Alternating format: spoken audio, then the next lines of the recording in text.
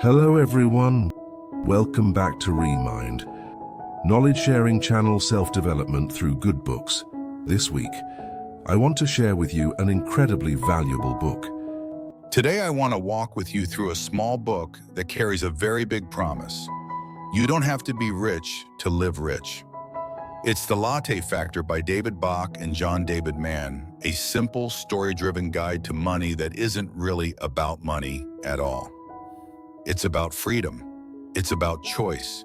It's about waking up one morning and realizing that, without winning the lottery or changing who you are, you quietly became the kind of person who feels safe enough and able to choose. This is not a dense textbook full of charts and jargon. The authors hide their financial wisdom inside a short parable about a young woman in New York City. But under that gentle storytelling is a sharp, almost uncomfortable question. If you're working hard, earning a decent income, why do you still feel broke? Let's unpack the ideas of the book in depth, in clear English, and in a way you can actually use in your own life. 1. The hidden reason you still feel broke. The thing that is making your life feel financially poor is usually not your low salary. It's not because you're lazy, and it's not because you haven't found the perfect high-paying job yet. Very often, the real reason is much more ordinary and much more dangerous. You are leaking money through small, harmless-looking habits. The book calls them latte factors that quietly rob your future. Meet Zoe, Joey, always busy, always broke. In the story, the main character is Zoe. Your Vietnamese text calls her Joy. She's a young editor working at a magazine in New York City. On paper, her life looks good. She earns a solid income, about $5,000 to $6,000 per month. She works in a creative job she actually likes. Every morning, she walks into the office with a fresh, foamy latte in her hand. And yet inside, Zoe is constantly under pressure. Her credit cards are maxed out. She feels like she can't breathe when she looks at her bills. She tells herself the same sentence over and over. I can't afford it. I can't afford to travel. I can't afford to take that course. I can't afford to buy this painting I love. One day this sentence becomes painfully loud. On her way to work, Zoe sees a beautiful painting of a tropical island in a little coffee shop. She feels something move in her chest. I want that. She looks at the price tag, $1,200. Her brain reacts instantly. I could never afford that. This reaction isn't new. It's a pattern. And this pattern is exactly what the book wants to challenge. 2. The mysterious barista who talks about money. Zoe drags herself back to the office, feeling heavy and a little ashamed. Her boss, the editor-in-chief, notices her mood and suggests something strange. Why don't you go talk to Henry, the barista downstairs? Henry is the coffee guy in the building lobby, an older man who seems to know everyone, always smiling behind the espresso machine. He doesn't look like a financial advisor. But that's where the magic of the story begins. Curious and slightly skeptical, Zoe goes to see him. Inside, she's wrestling with a dilemma many young people share. She has an offer for a new job with higher pay, but she genuinely loves her current work. The problem is, her current salary feels too small for her life. Should she stay and suffer financially for the sake of passion? Or should she leave for more money and risk losing the joy she finds in her work? If you've ever stared at LinkedIn job posts wondering, should I follow my heart or follow the money? You are standing exactly where Zoe stands. Henry listens quietly. Then he says something that stops her. The way out of your financial stress is not about making more money. It's about building financial freedom. Zoe laughs in his face. Financial freedom? That phrase sounds like a fantasy reserved for the ultra-rich, the lottery winners, the tech founders. In her mind, there are only 3 ways to become financially free. Win the lottery, become instantly famous, have a rich relative and leave you an inheritance. Henry smiles and gently disagrees. Freedom is not a lottery ticket. It's a skill set, and it comes from 3 very simple steps. The rest of the book and this entire explanation is devoted to those 3 steps. 3. Step 1. Pay yourself first. Become your own priority. When we hear invest in yourself, we usually think of taking a course, traveling more, learning a new skill, or working on personal development. Those are wonderful, but Henry means something more basic, more concrete, and frankly, more urgent. Pay yourself first, literally in cash. Most people are trained to do the opposite. Here's the usual order money flows in our lives. We get paid, taxes come out, bills get paid. We buy food, coffee, little treats, gadgets, subscriptions. If anything is left at the end of the month, there usually isn't. We maybe save a little. In this system, everyone else gets paid before you. The government, your landlord, your phone company, your streaming apps, your favorite cafe. Henry flips the script. You should be the first person who gets paid from your income, not the last.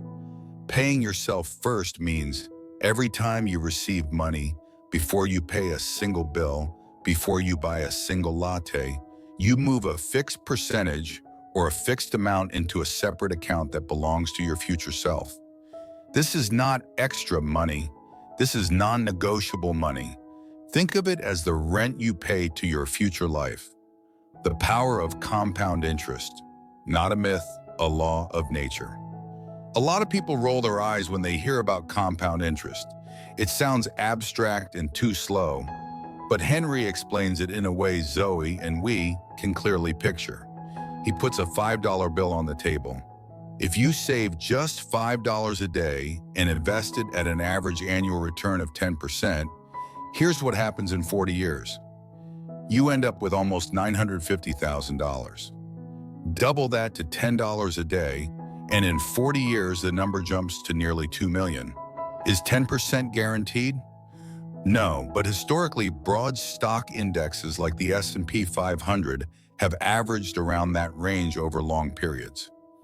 Even if you assume only 5% of the result is still remarkable. The exact number matters less than the pattern. Small amounts, saved consistently and left alone, grow into something enormous. Henry uses a beautiful analogy, a tiny seed growing into a vast forest, ring by ring, season by season. The growth is invisible at first, then undeniable later. That is compound interest. It's not magic. It's just time plus consistency plus patience.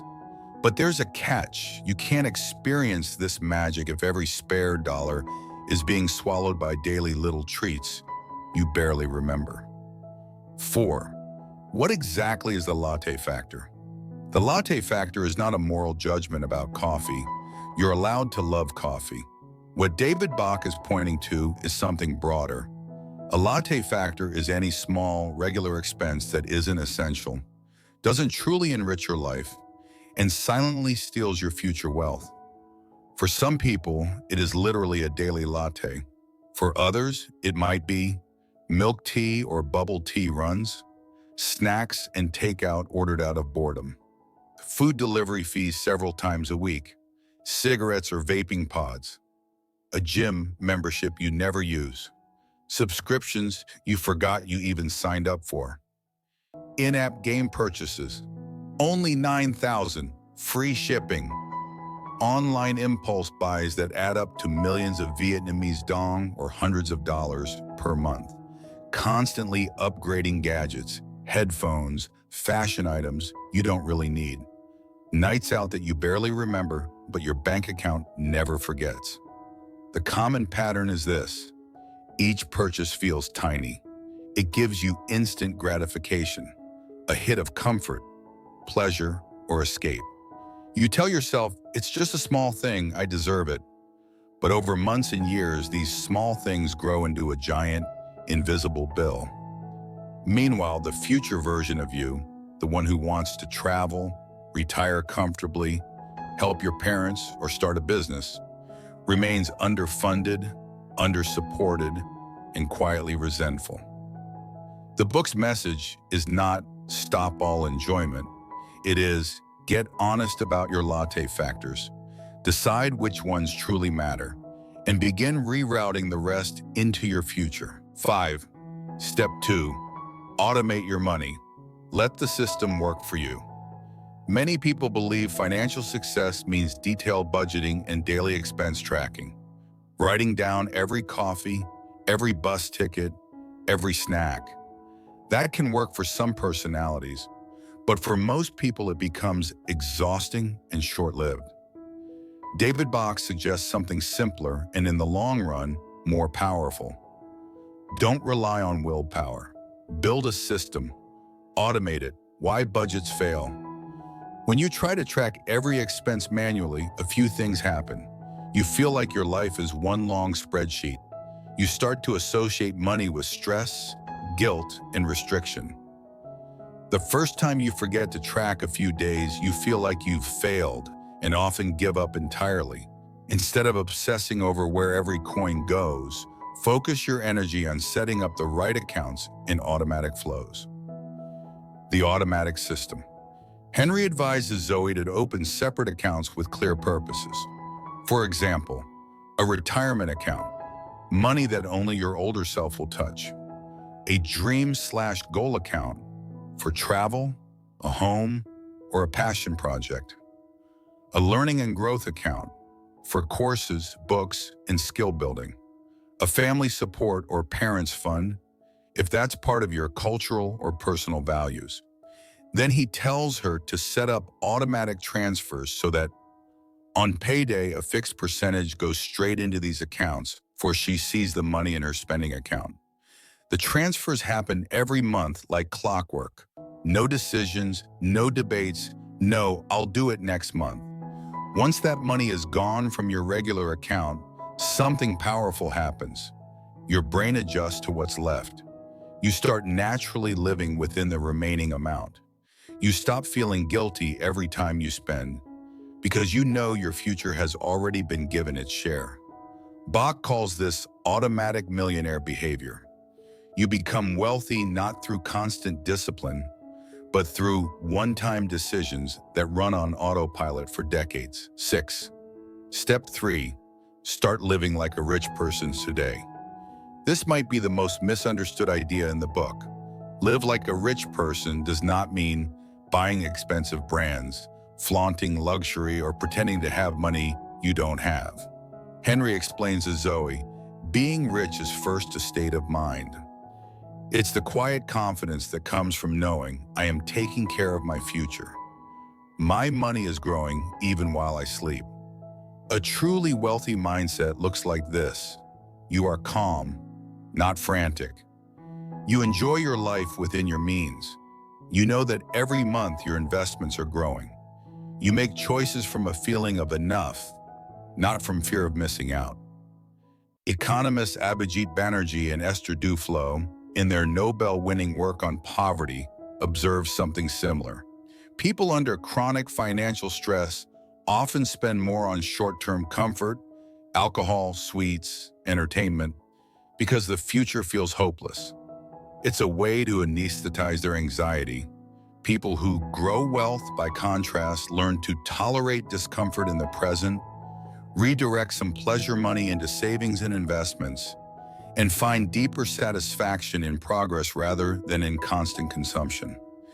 Living like a rich person today means you begin acting like someone whose future is already taken care of, even if the numbers are still small.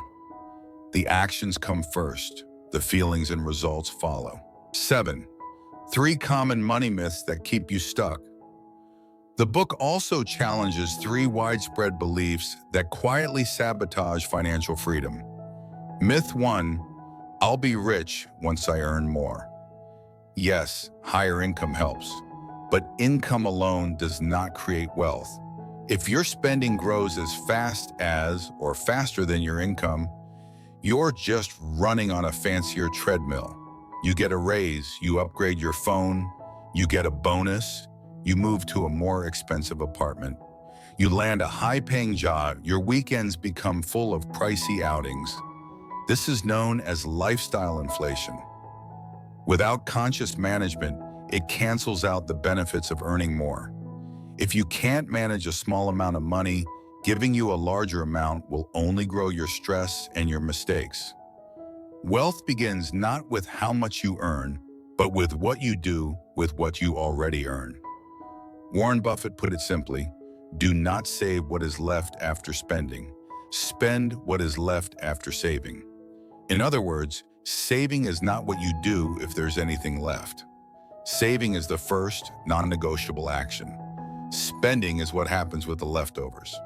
Myth 2, you need big capital to get ahead. A lot of people think, I only work a normal job. I don't have a ton of money sitting around. I can't start a business or invest like rich people do. So why even try? This is exactly backward. The whole point of the Latte Factor is to show that you start with small amounts and you let time and compound interest multiply them. You don't need to open a restaurant, buy an apartment building, or build the next tech startup to build wealth. You can invest regularly in low-cost index funds, buy simple, diversified financial products, or start a modest side project with low overhead. Your first task is not to find a giant opportunity. Your first task is to control and direct the little streams of money that are already flowing through your hands every day. Myth 3, someone else will take care of me. This might be the most seductive and dangerous myth. As children, our parents take care of us. As adults, we might feel our partner will always be there. In old age, we imagine our kids, or the government, or the system will provide. Reality is not always so kind. Parents age, partners leave or fall ill. Children build their own lives and carry their own burdens. Governments change policies. Economies go through crises. The book's message is not trust no one. It is do not outsource the responsibility for your financial life. The only person guaranteed to walk with you from the day you're born until the day you die is you. So you must at some point decide, I am the primary person responsible for my financial well-being. I can receive help, but I will not depend on rescue. 8, when debt is compound interest working against you. In the story, we meet another character, Baron, a Texan guy who talks about the saying, big hat, no cattle, meaning someone who looks rich on the outside but has no real wealth underneath. Baron admits he used to be that guy, always talking about big deals and risky ventures, drinking, smoking, partying, buried under credit card debt, close to physical and financial collapse. With Henry's guidance, he began to quit smoking and drinking, stop paying only the minimum on his credit cards, buy secondhand instead of brand new, pay cash where possible. He realized that debt is also compound interest, just in the opposite direction. Every month that you carry a balance on a high-interest card, interest is calculated on top of interest. The longer you postpone, the heavier the chain becomes. So the same force that can build your future can also quietly bury it. The difference is simple but profound. Positive compound interest, you own assets that grow. Negative compound interest, you owe money that grows. The Latte Factor invites you to gently but firmly move from the second category into the first, step by tiny step. 9. Real freedom, choosing work you love without financial panic. Back to Zoe. Armed with Henry's 3 steps and the awareness of her Latte Factors, she faces her original dilemma again. Should I quit my job for a higher salary or stay with the work I love but feels underpaid? Instead of choosing from fear, I'm broke, I need more money now, she chooses from a new foundation. She decides to stay in the job she loves, to immediately set up automatic transfers to a retirement account, in a dream account, to restructure her credit card usage, and to slowly eliminate or reduce her latte factors. She brings lunch from home more often, learns to make coffee at home, cancels unused subscriptions, and becomes much more intentional about little spending. Within 3 years, she has gone on 3 international trips she once thought she could never afford, built growing savings and investments, and most importantly, felt for the first time that she was actually in control of her money instead of being controlled by it. At age 30, she is not a millionaire, but she feels rich because she is no longer living in fear. That is real wealth. 10. Pulling it all together, how to apply the latte factor in your own life. Let's summarize the core ideas in clear, actionable terms. 1. Notice your latte factors. For the next few days or weeks, simply observe. What small, non-essential expenses repeat daily or weekly? Which purchases give you only a moment of pleasure and then disappear from your memory? Where are you buying instant comfort instead of funding your future? Don't judge yourself yet. Just see. You might be surprised at how much money is standing quietly in coffee lines, food delivery apps, shopping carts, and subscriptions. 2. Decide what truly matters. Not every latte factor needs to be eliminated. Ask yourself, which small luxuries actually bring me deep joy or connection? Which ones are just automatic habits or emotional band-aids? You may choose to keep a few, and that's okay. The goal is not misery, it's conscious choice. 3. Redirect your time. Don't just cut for each latte factor you reduce or remove. Redirect that exact amount into a dedicated savings or investment account. Skip a $3 drink, transfer $3, cancel a $15 subscription, set up a recurring $15 monthly transfer to your Freedom Fund. This way, you see and feel the money going somewhere meaningful, not just disappearing. 4. Set up automatic transfers. Choose your percentages. For example, 6% of income, retirement fund, 4%, learning growth, 4%, travel dreams, 2%, parents wash charity. Choose numbers that suit your reality. Then on every payday, have your bank or employer automatically move that money into separate accounts. After that, live your daily life using what remains. You will adapt faster than you expect. 5. Think decades, not days. Remember Seneca's wisdom.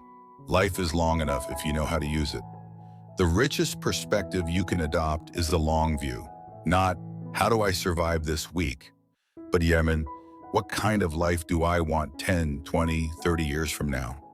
When you think in decades, small sacrifices today feel worth it. You stop chasing flashy shortcuts.